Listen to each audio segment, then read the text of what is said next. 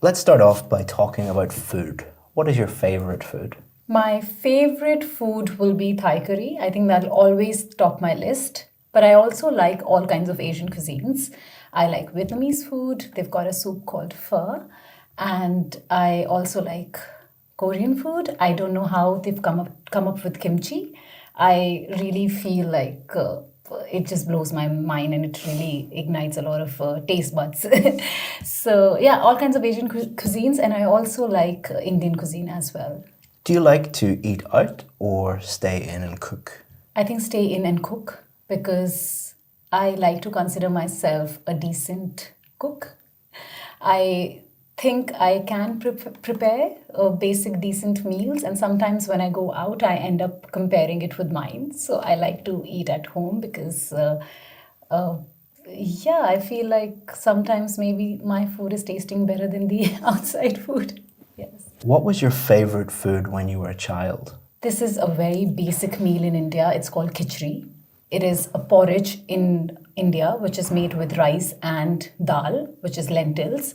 And it is very basic. There's no fancy ingredient involved in it. It's just rice and dal and a bit of ghee and just some basic spices. It's my comfort food and to-go food for me, yes. Are there any foods you would like to try in the future?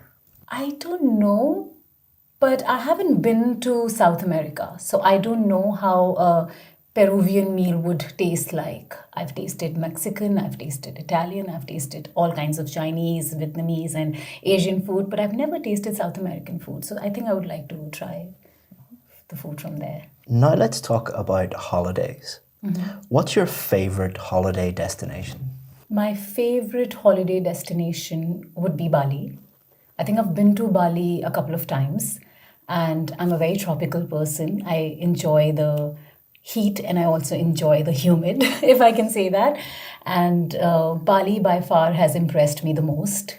So, yeah, that's my favorite destination, I guess. What is your dream holiday destination, maybe in the future? I would say Peru, because there was a time in my life I booked the tickets and then COVID happened. And unfortunately, I couldn't go to the place. So I booked a ticket for Brazil and then from there ahead to Peru. So, yeah, that's still on my bucket list. Where would you recommend going on holiday in your home country? Where? Ladakh. It's called the heaven on earth. Even Kerala is called the heaven on earth. I've been to both places, but I feel for me, Ladakh tops the list and it is one of the most beautiful places on the planet.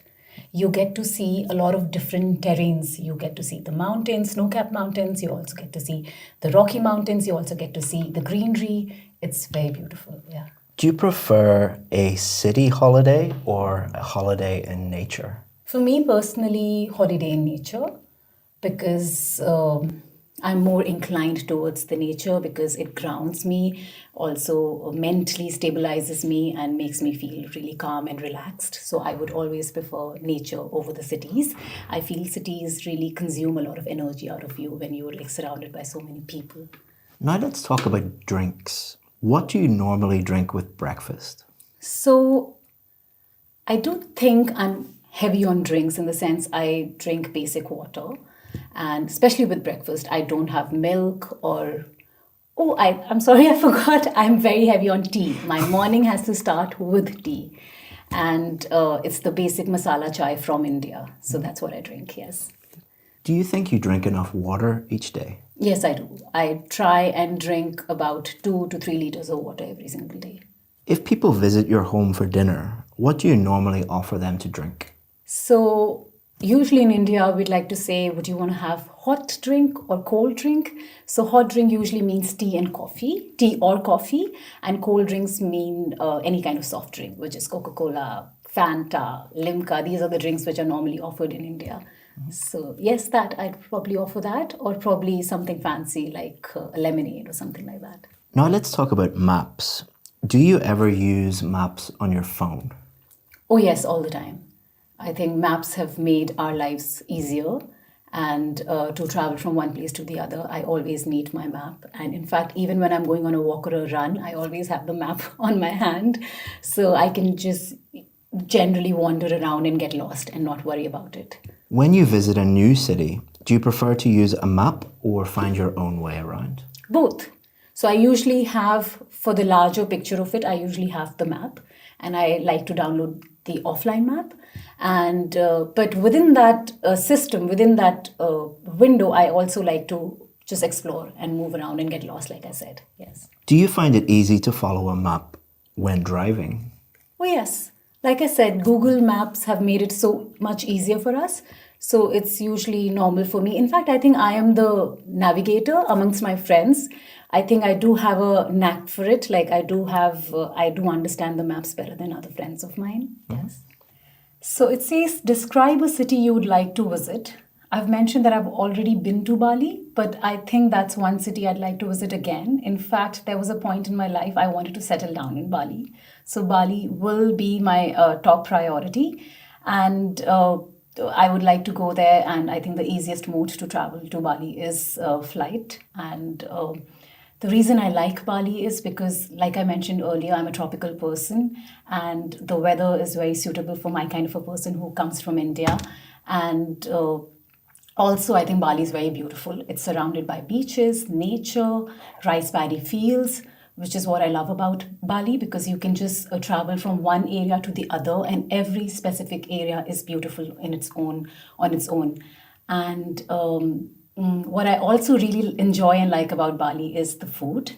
It's very vegan friendly. I'm a vegan and I don't have to stress much when I'm trying to find vegan food over there. And it's also yummy. It's also tasty. So that's also one of the reasons I've fallen in love with Bali. And it's also big on yoga. I forgot to mention that. I think the first time I went to Bali was on a retreat, a yoga retreat, which I was attending. And then I think it's one of my dreams to go to Bali again to hold a retreat, since I'm a yoga teacher. And if given a chance to stay in Bali or probably move to Bali, that'll be the best dream life, to have a yoga studio, teach over there, and also probably have a small cafe which can offer vegan food. And I think topping everything, top of the list would be Bali is very cheap to live and also to travel. Like, you don't have to burn your pocket to, in fact, enjoy the entire country or city. So yeah, Bali would always top my list to visit. So you were telling me about a city that you would like to visit, and we'll continue to talk about visiting cities on holiday. Mm-hmm. Why do some people prefer to visit a city on holiday? To thank you for watching this video, I want to give you a free course that has helped thousands of students improve their IELTS speaking score. What it's going to do is take you through every single part of the test and give you strategies for part 1, part 2, and part 3, and also allow you to practice at home for free and get feedback. To sign up for that for free, all you have to do is just click the link in the description. Thanks very much, and let's get back to the video. Okay, so if you mean to say city as opposed to a town or probably a countryside, then I think a lot of people, they prefer a crowded city because there are many things to do probably. They can go for a movie, they can shop a lot. So a lot of people, like personally, I know my husband prefers a city over places which are full of nature, and I'm the opposite. And the reason for that is that, for example, he loves London, so he can go and watch as many shows he likes. He can watch a movie and then he can move around and shop a lot. So I think that's why probably people prefer cities. Mm-hmm. Yeah. Is it more expensive to go on holiday in a city? I think yes, because everything is commercialized. Even, for example, in London, there is a three-wheeler.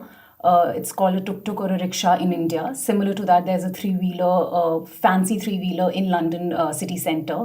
And I think you have to pay like £100 just to like go from one place to the other with the music. So everything is commercialized to a level so much so that you really end up burning your pocket, because every small thing you have to pay for it, even for example, water. So yeah, I think being in a city will cost you a lot. Is it better to visit a city alone or with other people? I think it depends. It's both. a lot of people, they like to travel solo, and a lot of people, they need to have people around them. For example, if you're going to watch a show, maybe if you are with somebody and you're watching a show, you'll enjoy it more because you have a company with you. For some people, they would prefer to be alone and watch it because they can probably consume or intake and really soak in the experience. So it depends. It's very subjective, I guess. Now let's talk about the growth of cities. Why are the biggest cities in the world getting bigger? I think, like I mentioned, everything is commercialized, and you got to pay the prices, like even the bigger showrooms and stores.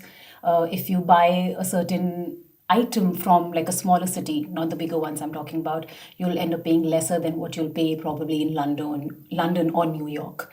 So that way is one of the reason is that, I guess. And also I think moving around, like most of the people from smaller cities, they want to go into and start living in bigger cities. So that's also one of the reasons that the cost of living starts to rise. Yeah.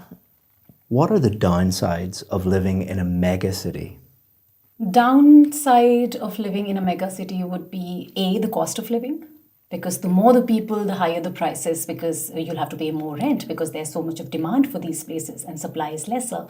So that's one thing, cost of living. The second is maybe you're a little bit out of touch from nature, because it's like you're staying in a concrete jungle, you're surrounded by buildings. And also, the more number of people, the lesser social interaction. So maybe you might just end up being a little lonely. So I think some of the few downsides are like that. How will large cities in the future be different to how they are today? So as we can see that we're advancing more and more day by day, and things are just improving in a grand scale. So I think we'll become more advanced in future. And like I mentioned, we lose touch with, I'm not sure. I mean, if I have to take a guess, we'll lose touch with humanity. Everything is going to become very robotic and very computer and machine based. I think that's what I see around, but I don't have a clear answer for that. Now let's talk about children in cities. Is it better to grow up in a city or the countryside? Again, I think I'm biased towards it because I feel I'm more inclined towards a countryside or living in a setup like that. So I feel that it'll be better to bring up or raise your child in a countryside setup. Because you are not bringing in chaos to them. I feel that the city life has a lot of chaos with it. And B, like for example, I've always advocated that kids should be taught meditation. I think there's no bigger meditation than being around nature, walking on grass. So you can teach them better things which people start advocating later in life. So you can teach all of that with homeschooling. So I think that's a very good option to really venture into or take into consideration. What advantages do children brought up in the countryside have over children brought up in a city? Advantages, like I mentioned, would be that maybe they're calmer than the city children. I think the city children will be more technologically advanced, but might not have the same emotional bandwidth maybe, and might not have the mental capacity to really take in stress, because they'll always be consumed with stress around them. So I think the city, I'm missing now the two kind of children. I think the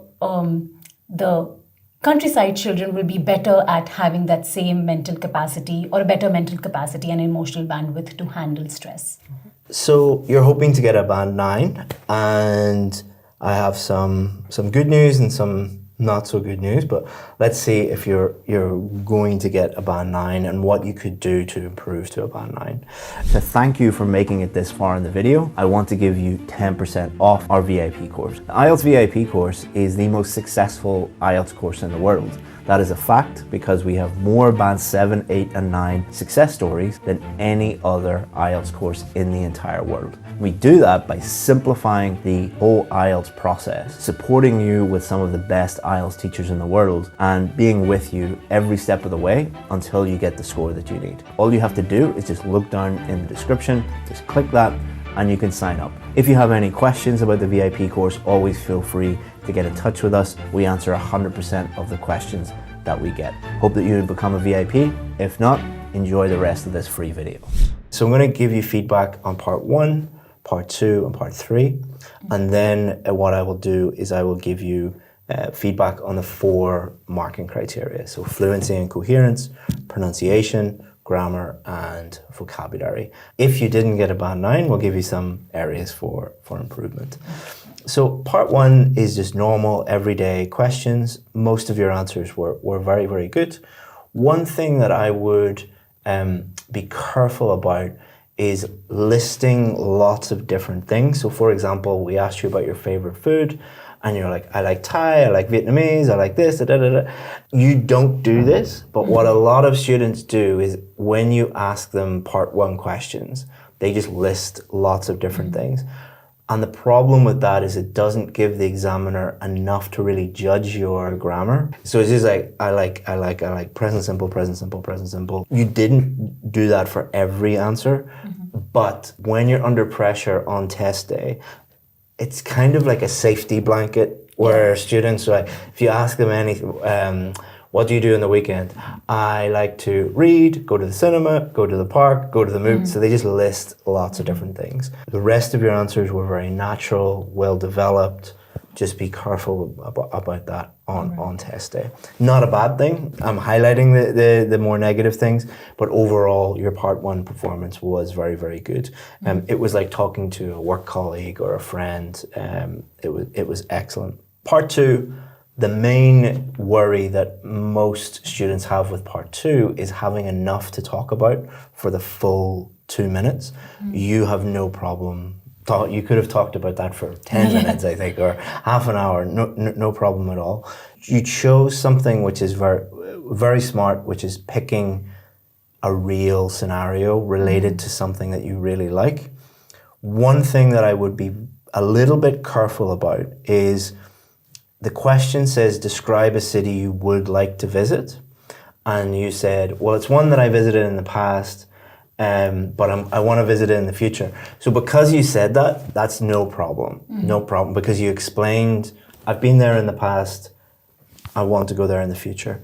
During the IELTS test, one thing the examiner will be thinking about is, are you using the appropriate tense to talk about this? So if you answered that question like, I went to Bali, here's why I really like Bali. Some examiners might be like, oh, she's basically saying that she doesn't know how to use future structures or talk about the future, and she's playing it very, very safe. You didn't do that, but it's a risk. Right. So if you got a different topic on test day, a similar one, always think about what tenses do they really want me to discuss here. Describe a city you would like to visit is normally a city you haven't been to, so that would be more talking about conditionals, hypotheticals, using conditional language, or something in the future. I would like to go somewhere I've never been. The other thing is it asks specifically about a city. Now, different countries have different interpretations of the word city. In some places, a city is a big built-up area with at least millions of people in it, like London, Paris, New York. In other cultures, in other places, a city is basically not the countryside. Bali, I don't know specifically whether it is a island or categorize it as an island or categorize it as a city.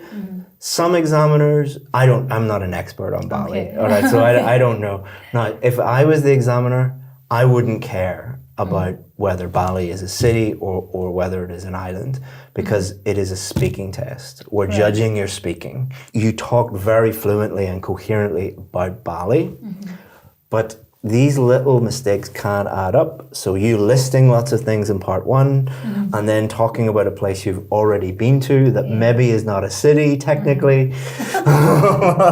All of these little things. So someone like you who's a very high level speaker can get their result and be like, oh, why did I not get the score that I'm looking for? So just be careful with that.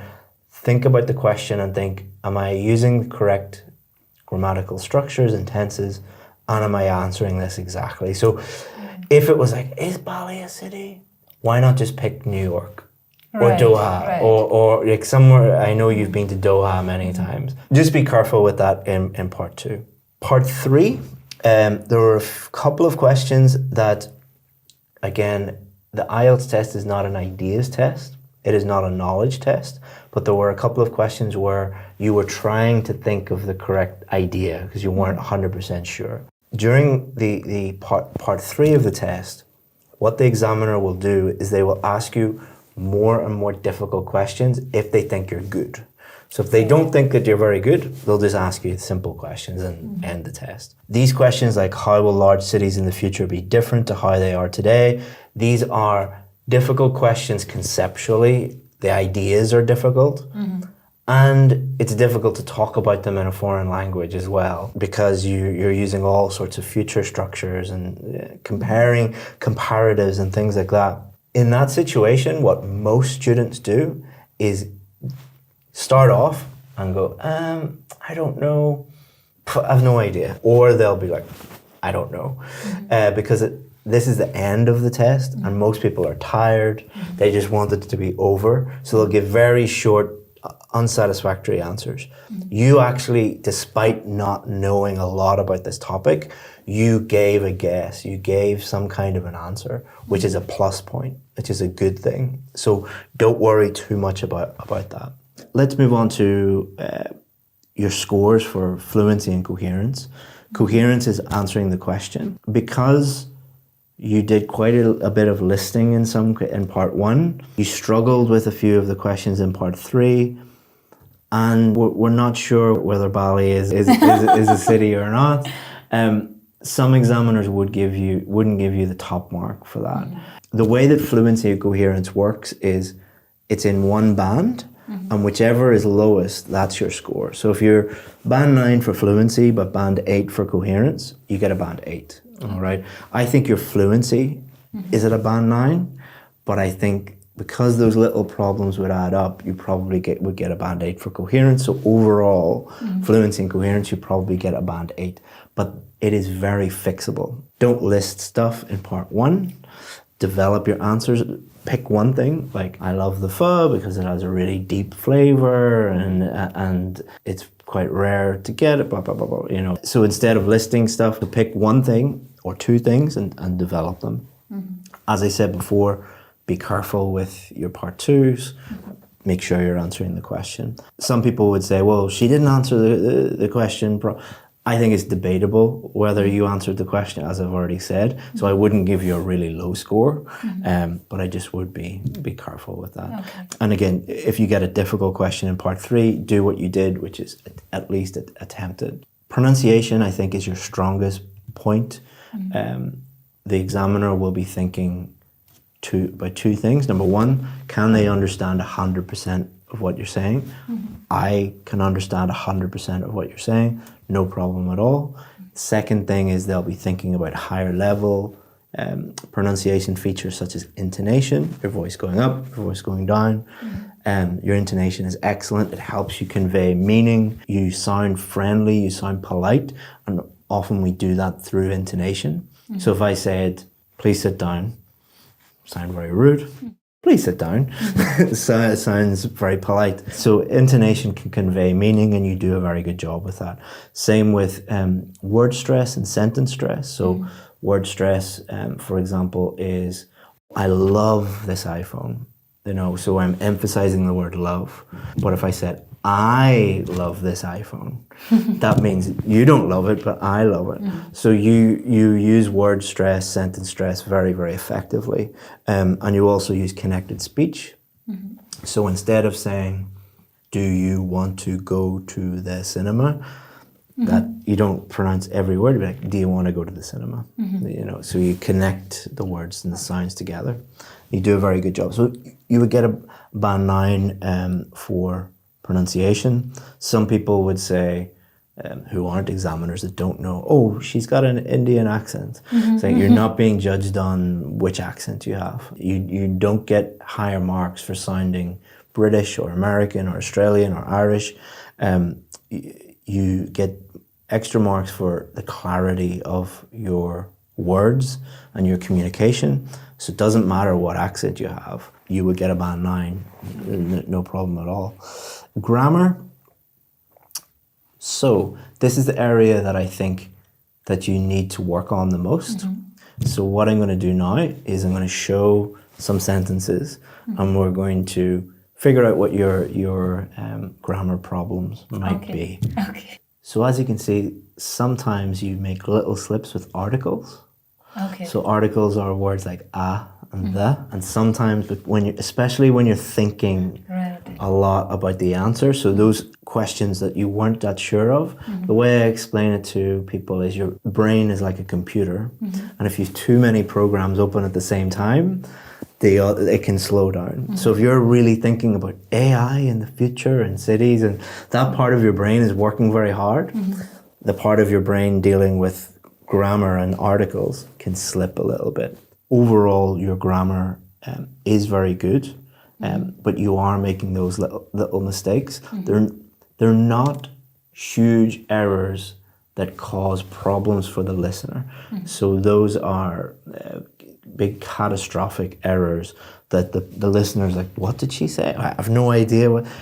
Little slips like you made here don't stop me understanding you, but you're making a few too many of them to get one of the higher bands. So you would get a band 8 for grammar because the vast majority of your sentences are error-free, but sometimes you're making these little slips and they're just a little bit too frequent to get one of the higher bands. Your vocabulary, there's some excellent topic-specific vocabulary that you're using and some idiomatic vocabulary, such as this.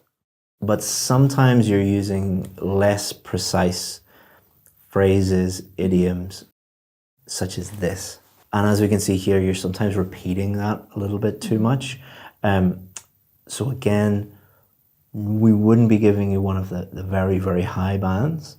The vast majority of your sentences, very high level vocabulary as we've seen, very precise, but there are just a few too many of these little slips to get one of the higher bands. So you get a band 8 for vocabulary. So you're nearly there. You're nearly there. And what I would like to do is invite you back. Okay. And we can do another one if you work on those little mistakes. We can do another one and see if you improve to a band 9. Okay, perfect. Right? Good. Thank you. Welcome.